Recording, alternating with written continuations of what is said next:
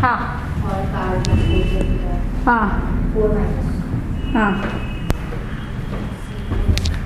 हाँ। Aluminium carbide का hydrolysis देखिए क्या देगा, Al4C3 है, Al पे 3+ ही तो होता है, इसका मतलब 3 तो यहाँ है ही, मतलब C पे क्या होगा -4, C पे -4 का हाइड्रोलिसिस मीथेन। जितने नेगेटिव चार्ज है उतने H लगा देना, 4 नेगेटिव चार्ज है एक कार्बन पे, मीथेन बन गया। नहीं समझ आया? अरे Al4C3 क्या देगा, Al3+ होता है और C4- हुआ ना, तभी तो क्रिस क्रॉस करके Al4C3 बना, C तो सीधा सीधा से। तो यहाँ पे जब पानी डालेगी तो OH सारा इसके पास चला जाएगा, तो AlOH थ्राइस हो जाएगा, H सारा इसके पास चला जाएगा। कितने H लेगा ये? 4। क्या बनाएगा? समझ रहे हैं? ये सारे इनऑर्गेनिक रिएक्शन भी आपको याद करनी है, ये सारी ऑर्गेनिक में काम आती हैं। नहीं समझ आया तुझे? अब मैं बता दी तूने गलती क्या करी, तूने इसको पूरा C3 लिया। तुझे पूरा C3 लेने की जरूरत नहीं है, क्यों? क्योंकि ये 3 एल्यूमिनियम से आ रहा है ना, तो मैं इसे पूरा क्यों लूँ? ये एल्यूमिनियम से आया, सीधा एक ही कार्बन पे 4 नेगेटिव हो जाएगा, राइट। Mg2C3, मैग्नीशियम पे 2 होता है ना, 2 नहीं आया ना यहाँ पे, यहाँ 3 आया, 3 आया, मैग्नीशियम पे तो 2 होता है। अगर यहाँ 2 आ रहा होता, इसका मतलब ये सिंपल क्या होता, Mg2C2 सिंपल ऐसे नहीं हो जाता, पर यहाँ नहीं आया ना, यहाँ तो 3 आया, और 3 किसी तरीके से आ नहीं सकता, तो मैंने इस पूरे को एक साथ ले लिया। Did you get the point? That was the difference. Now I don't have any difference here. और मोर ओवर एक चीज और ध्यान रखेंगे, आप जब भी कार्बाइड यहाँ लेकर आते हैं ना, वो कार्बाइड ऐसा होना चाहिए कि हर कार्बन का ऑक्टेट पूरा हो जाए। जैसे C-2 does not exist as a carbide, क्योंकि C-2 में एक कार्बन 2 ही H ले पाएगा और CH2 तो एग्जिस्ट नहीं करता ना, तो ये C2-2 होना चाहिए। समझ रहे? C2-2 का मतलब ऑक्टेट सारे कार्बन का पूरा होना चाहिए। तो अब कार्बाइड जो भी बनाएंगे वो ये ध्यान रख के बनाएंगे कि उसका ऑक्टेट पूरा होना चाहिए। C4- एग्जिस्ट कर सकता है, क्यों? क्योंकि कार्बन के पास 4 नेगेटिव है और 8 इलेक्ट्रॉन हो तो गए पूरे, क्या दिक्कत है? और 4H ले लेगा, मीथेन बना देगा, मीथेन तो स्टेबल मॉलिक्यूल है, ठीक। तो एल्यूमिनियम कार्बाइड का हाइड्रोलिसिस बेटा हमें देता है मीथेन। तो ये रिएक्शन की शुरुआत हुई है किससे? मीथेन से। अब आप देखेंगे मैं एक कार्बन से शुरू करते करते ट्राइफिनाइल डेरिवेटिव पे कैसे आती हूँ। तो आपने शुरू करा यहाँ से Al4C3, हाइड्रोलिसिस बेटा मुझे क्या दिया? मीथेन, ठीक है। मीथेन में मैंने क्लोरीन डाला, लाइट की प्रेजेंस में क्या होगा? CH3Cl, क्योंकि मैंने लिख दिया मोनो हाइड्रोजनेटेड प्रोडक्ट। फिर मैंने इसमें सोडियम ईथर डाल दिया, क्या हो गया वुड्स रिएक्शन? CH3 ethane. तो ये मेरा हुआ A, ये हुआ मेरा B, ये हुआ मेरा C। बोलो बात समझ आई? फिर C में मैंने डाला ब्रोमीन HNu, मतलब इसका अब मैं ब्रोमिनेशन कर रही हूँ, पर मैं क्या बना रही हूँ? डाई ब्रोमिनेशन, मतलब 2 Br लगाना चाहूंगी। अब ये आपकी चॉइस है बेटा, आप कैसे लगाना चाहते हैं। यहाँ पर भी एक Br लगा सकते हैं, ऐसे भी लगा सकते हैं, आप ये भी बना सकते हैं, आप ये भी बना सकते हैं, दोनों ही मिल सकते हैं। मुझे स्पेसिफाई नहीं किया गया, मैंने दोनों ही लिखे, ठीक। अब उसके बाद अल्कोहलिक KOH डाला, लेकिन अगर आप ये ध्यान रखेंगे अल्कोहलिक KOH डालेंगे, चाहे ये बने प्रोडक्ट एक ही आएगा। कैसे? अगर आपने इसमें अल्कोहलिक KOH डाला तो क्या निकालेगा? बेस है, HBr निकालेगा। अगर ये होगा तो एक H यहाँ से निकलेगा, Br यहाँ से डबल बॉन्ड, ये होगा तो एक H यहाँ से, Br यहाँ से डबल बॉन्ड, ठीक। तो प्रोडक्ट क्या बनेगा अल्कोहलिक KOH से? CH2 double bond CH Br। ये लेंगे तब भी यही बनेगा, ये लेंगे तब भी ये बनेगा, ठीक। और फिर साथ में आपने NaNH2 भी डाला है, समझ रहे? सेकंड पॉइंट में तो अगर आपको याद हो तो मैंने ये डिस्कस किया था कि जब एक बार डबल बॉन्ड कार्बन पे Br होता है तो H आराम से नहीं निकाल सकता, आपको स्ट्रॉन्गर लेना पड़ता है, इसलिए आप इसको दोबारा से एलिमिनेट करके ये बनाएंगे एल्काइन। तो फर्स्ट से ये हुआ, सेकंड NaNH2 से फिर से एक और HBr निकल गया और फाइनल प्रोडक्ट क्या हुआ? CH मतलब ethyne. Did you get the point? और ये आपका हिंट भी है, क्यों? क्योंकि कैल्शियम कार्बाइड का हाइड्रोलिसिस E दे रहा है और कैल्शियम कार्बाइड का हाइड्रोलिसिस मुझे एसिटाइल ही नहीं देता, इसका मतलब E ये है। Did you get the point? So this is what is my E। और ये D मेरे ये दोनों ही हो सकते हैं। बात क्लियर है? चलिए अब ई में हमने क्या किया, आगे चलते हैं। ई मुझे ऐसे भी मिल रहा है, मैग्नीशियम कैल्शियम कार्बाइड का हाइड्रोलिसिस भी मुझे ई दे रहा है, ये बात सच है। फिर मैंने ई में NaNH2 और CH3I डाला, तो NaNH2 CH3I, ये तो अब रट ही गया होगा, कितनी बार तो हमने कर लिया। ये H हटा देगा और CH3 लग जाएगा, तो HC triple bond C CH3, तो ये मेरा क्या हो गया F। और F में मैंने लिखा है रेड प्रेसिपिटेट, मतलब टर्मिनल अल्काइन है भी सही, क्या दिक्कत है। तो अगर आप इसमें Cu2 Cl2 अमोनियम हाइड्रोक्साइड डालते हैं तो रेड प्रेसिपिटेट आपको मिलता है CH3C triple bond C negative Cu का, ठीक। और उसके बाद F, ये है मेरा F, इसमें मैंने फिर से NaNH2 और CH3I डाला, मतलब फिर से जो बचा कुचा H है उसको भी हटा दोगे, CH3C triple bond C CH3, I get this alkyne, this is what is my G। यहाँ तक तो सब सही है, कोई दिक्कत नहीं है। अब G के बाद ये चीज इंपॉर्टेंट है जो हमने यहाँ डिस्कस करी, ये है बेटा हाइड्रोजन प्लैटिनम BSO4 क्यूनोलीन, इसको बोला जाता है लिंडलार कैटलिस्ट। क्या बोला जाता है इसे? ये बाद में भी आएगा जब हम लोग ऑक्सीडाइजिंग रिड्यूसिंग एजेंट्स पढ़ेंगे, बट फिलहाल पढ़ा रहे हैं। This is Lindlar catalyst. इसका एक स्पेसिफिक रिएक्शन होता है, ये क्या करता है आप देखेंगे, अगर मैं हाइड्रोजन प्लैटिनम खाली लिख कर देती तो क्या होता, हाइड्रोजन ऐड हो जाता, डबल बॉन्ड टूट जाता। बेटा हाइड्रोजन प्लैटिनम लिखा है, वन इक्विवेलेंट नहीं लिखा, तो जितने डबल बॉन्ड प्रेजेंट है सारे टूटेंगे, और मेरे पास कितने डबल बॉन्ड है यहाँ पे 2, मतलब दोनों टूटेंगे, और फाइनल प्रोडक्ट क्या होगा एल्केन। पहले टूटा HH लगा एल्कीन बना, फिर दोबारा टूटा HH लगा एल्केन बना। तो अगर हाइड्रोजन प्लैटिनम खाली डाल दिया जाए तो एल्काइन का रिडक्शन आपको स्ट्रेट अवे क्या देता है, एल्केन। तो इसका मतलब मैं यहाँ लिख सकती हूँ कि अगर मेरे पास कोई एल्काइन है, लेट्स से ये एक एल्काइन है, ध्यान से समझेंगे, मैंने हाइड्रोजन प्लैटिनम खाली लिख दिया, hydrogen platinum, hydrogen platinum, hydrogen निकल कुछ भी डाल दिया, तो स्ट्रेट अवे आपको क्या मिलेगा, एल्कीन। फिर हम कहेंगे नहीं हमें एल्कीन चाहिए, तो मैं इसे वन इक्विवेलेंट डालूंगी, बट ये एक्चुअली में एक इनएप्रोप्रिएट तरीका है वन इक्विवेलेंट का। पूछे क्यों? इसलिए क्योंकि प्लैटिनम के ऊपर हाइड्रोजन कभी वन इक्विवेलेंट हो नहीं सकता। प्लैटिनम एक सरफेस है, हाइड्रोजन उसके ऊपर एड्सॉर्ब होता है, तो हाइड्रोजन तो बहुत सारे एड्सॉर्ब हो जाएंगे ना, जितना सरफेस प्रेजेंट है उसके ऊपर उतने हाइड्रोजन एड्सॉर्ब हो जाएंगे। एक इक्विवेलेंट हाइड्रोजन को एड्सॉर्ब कराना बड़ा डिफिकल्ट काम है, तो हम लिख तो देते हैं एक इक्विवेलेंट, बट वो प्रैक्टिकली एक अच्छा तरीका नहीं है, क्योंकि प्लैटिनम के सरफेस पे हाइड्रोजन एड्सॉर्ब होगा, जितनी साइड वेकेंट होगी उतनी सब पे हाइड्रोजन लग जाएगा, और अगर हाइड्रोजन प्रेजेंट है तो डबल बॉन्ड टूटते ही जाएंगे, आप रोक नहीं सकते उसे। ठीक है, तो हम वन इक्विवेलेंट लिख देते हैं तुम्हारे अंडरस्टैंडिंग के लिए कि ठीक है आप एज्यूम कर लो हमने करा, लेकिन ऐसा प्रैक्टिकली पॉसिबल नहीं हो सकता।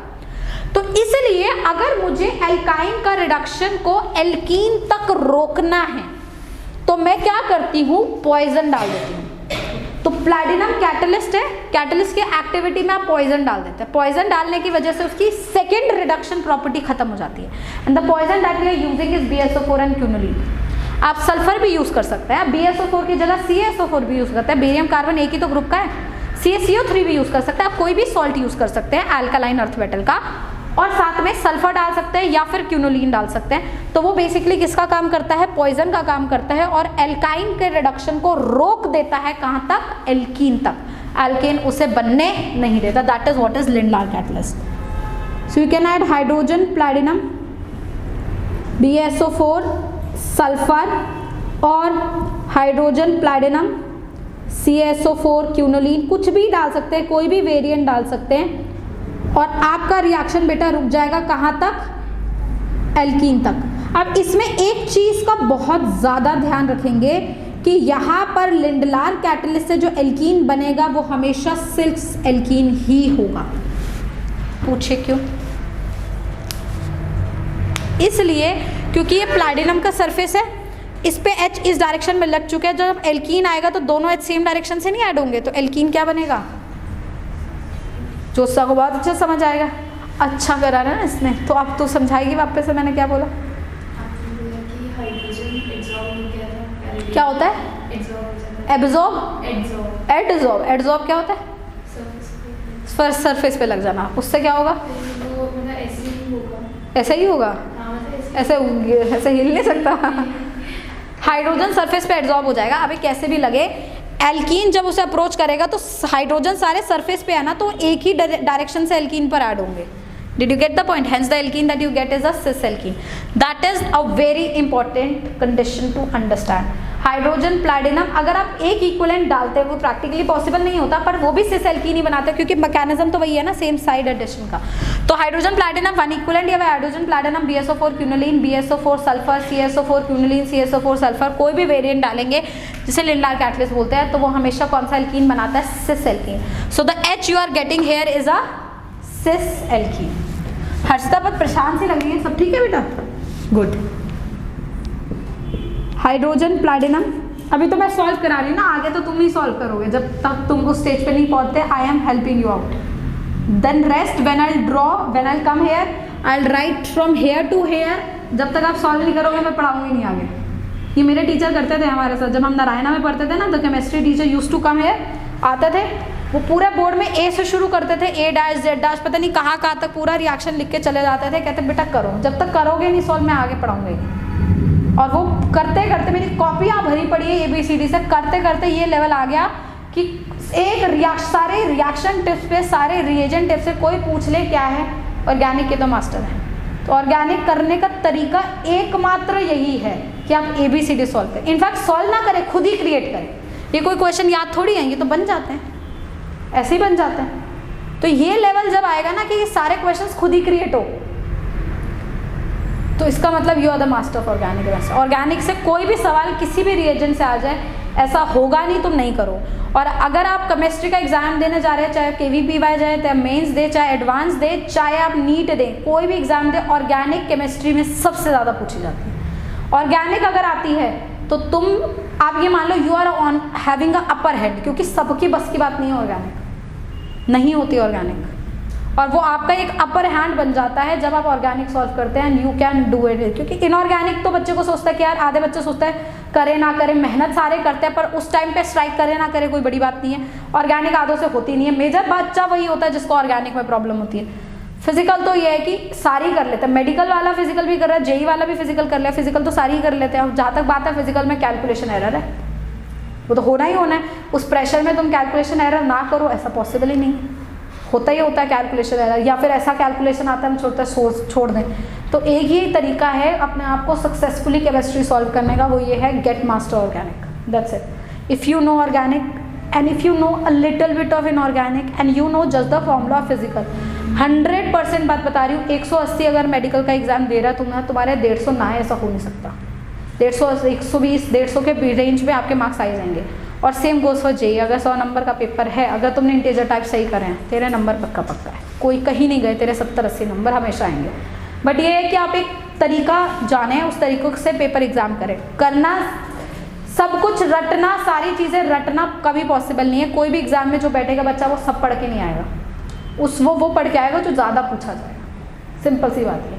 अगर आप वो जानते हैं कि कौन सा चीज़ ज़्यादा पूछी जाएगी, यू आर सक्सेसफुल। कौन लेकर आता है 180 में से ऑक्सीजन? कभी कभी बच्चे के आ जाता है, वो बात लक की है, लेकिन ऐसा बहुत ज़्यादा कम चांसेस है कि आप हर सब्जेक्ट में फुल मार्क्स ले, पॉसिबल नहीं होता।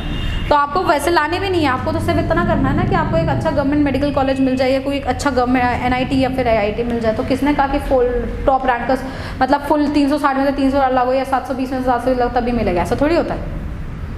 तुम बस उतना करो जितना पूछा जाना है, यू विल बी सक्सेसफुल। यहाँ तक बात समझ आई? Is that okay?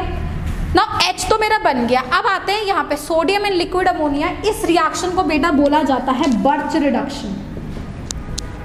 ये एक इम्पॉर्टेंट तरीका का रिडक्शन है जिसका काफ़ी मैकेनिज्म भी इन्वॉल्व है, ये मैं अलग से पढ़ाऊंगी। अभी फिलहाल के लिए आप इस चीज़ का ध्यान रखें कि अगर आप बर्च रिडक्शन कराते हैं sodium in liquid ammonia, again ध्यान रखें बात का बेटा, सोडियम भी हो सकता है, लिथियम भी हो सकता है, पोटेशियम भी हो सकता है, कुछ भी हो सकता है, क्योंकि जहां भी तुझे एल्कली मेटल दिख रहा है मतलब एल्कली मेटल का एक ही काम है, और वो क्या है? इलेक्ट्रॉन देना, मतलब आयनाइजेशन एनर्जी। ठीक। और अगर आप S ब्लॉक पढ़ेंगे, अभी आपने पढ़ा नहीं है, जब आप पढ़ेंगे S ब्लॉक तो आप ये समझेंगे कि alkali metals are soluble in ammonia. जो अमोनिया में सॉल्युबलाइज होते हैं तो अमोनिएटेड इलेक्ट्रॉन देते हैं और सोल्यूशन का कलर ब्लू होता है। ये S ब्लॉक में सारी डिटेल्स आती हैं। तो वही उसी का वजह से, वो इलेक्ट्रॉन की वजह से ये रिएक्शन होता है जिसे हम बोलते हैं बर्च रिडक्शन। और बर्च रिडक्शन की वजह से जो एल्कीन बनता है वो हमेशा बेटा बनता है ट्रांस। इसका मैकेनिज्म फुल डिटेल में हम कल की क्लास में डिस्कस करने वाले हैं, बट फिलहाल के लिए आप इतना ध्यान रख लीजिए, बर्च एडिशन आपको हमेशा कौन सा एल्कीन देता है? Trans alkene. तभी मैंने लिखा है कि जो आई बन रहा है वो ज्योमेट्रिकल आइसोमर है एच का, क्योंकि एच है सिस एल्कीन और जो आई बना है वो क्या है? Trans alkene.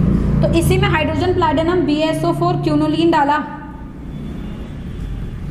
तो मुझे मिला CH3CH double bond CH3। This is cis alkene, this is what is my H। और इसमें अगर मैंने सोडियम इन लिक्विड अमोनिया डाला तो मुझे मिला trans alkene. We're going to tell the mechanism of this in the next class. This is trans alkene. This is what is my I, which I am saying is the geometrical isomer of H. बात clear हो गई? तो यहाँ से चलते चलते ये सब तो हमारा हो गया। अब वापस आ जाते हैं बी में, मैंने बेंजाइल क्लोराइड क्लोरोबेंजीन डाल के जो है सोडियम ईथर डाल दिया। तो बी में अगर तू ये डाल रही है और सोडियम ईथर, तो क्या ध्यान आ रहा है?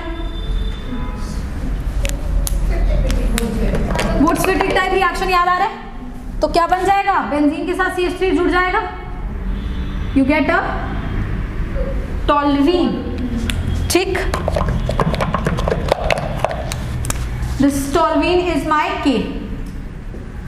बात क्लियर? K में एरोमेटिक है मेरा, उसमें NBS डाला। NBS क्या होता है इसका? वो मैंने लिखा हुआ है, ध्यान रखेंगे इसे, N ब्रोमोसक्सीनामाइड। ये एक स्पेसिफिक रिएजेंट होता है, सिर्फ एलाइलिक और बेंजाइलिक पोजीशन पे एक Br लगाता है। क्या बोला मैंने? एलाइलिक या फिर बेंजाइलिक, जो भी अवेलेबल होगा उस पे क्या लगाता है? Br लगाता है। स्पेसिफिक रिएक्शन सिर्फ एलाइलिक और बेंजाइलिक पोजीशंस के लिए। तो यहां पर आप देखेंगे ये वाला पोजीशन बेंजाइलिक है ना, CH3 वाला, तो इसमें Br लगा देगा NBS, तो आपको क्या मिलेगा? CH2Br। तो लिख लेंगे यहाँ पे NBS इज स्पेसिफिक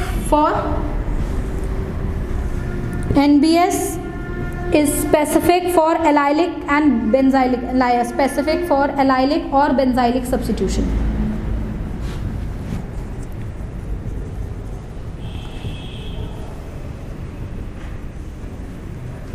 एलाइलिक और बेंजाइलिक पोजीशन पे ही सब्स्टिट्यूशन कराता है। तो देखिए जरा, अगर ये डबल बॉन्ड यहाँ लगा हुआ है, इसमें आप NBS डालते तो आप एलाइलिक लेते हैं। एलाइलिक याद है? डबल बॉन्ड के बगल वाला कार्बन। तो डबल बॉन्ड के बगल ये भी है, ये भी है, दोनों जगह Br लग सकता है। ठीक है, अगर एक इक्विवेलेंट डालेंगे एक जगह, दो इक्विवेलेंट डालेंगे दो जगह। सो मुझे ये मिलेगा NBS डालने पे। ठीक है, सेम चीज यहाँ पर है, ये डबल बॉन्ड होगा यहाँ से, इसके बगल वाला पोजीशन बेंजाइलिक हो गया क्योंकि बेंजीन है, तो यहाँ पर स्पेसिफिकली यहाँ पर Br लगेगा। ठीक है, this is what is NBS and this is giving me L। फिर L में सोडियम ईथर वापस से डाल दिया, मतलब ये आपस में ही जो है वुड्स रिएक्शन टाइप कर लेगा और आपको क्या मिलेगा? फिर CH2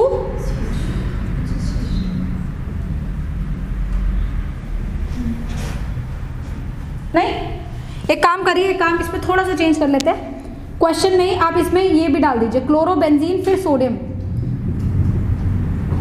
क्लोरोबेंजीन और सोडियम ईथर। तो ये आपस में ना जुड़ेगा, क्लोरोबेंजीन से जुड़ेगा तो सिंपल यहाँ पे बेंजीन लग जाएगा।